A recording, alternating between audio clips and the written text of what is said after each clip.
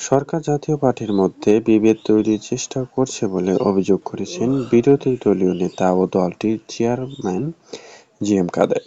তিনি বলেন, সরকার এটা করা উচিত না।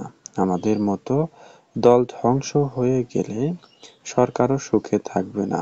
মঙ্গলবার দুপুরে জাতীয় পার্টির প্রেসক্লাব ও বনানী কার্যালয়ে এক সংবাদ সম্মেলনে সভাপতির বক্তব্যে জি.এম. কাদের এসব কথা বলেন। স্বাধীনতা দিবস উপলক্ষে জাতীয় পার্টির এই ভাষা আয়োজন করেন। সভায় জি.এম. কাদের বলেন, নির্বাচন সঠিকভাবে হয়নি তা সংসদ বিস্তারিতভাবে বলেছি। নির্বাচন ইস্যুতে খবরের কাগজে নিবন্ধ লিখেছি সমস্যা ইচ্ছা এবং আমাদের দলের কিছু লোক বলে না। তাই দীর্ঘদিন ধরেই দল হিসেবে আমরা সংসদে কিছু সম্মুখীন হচ্ছি।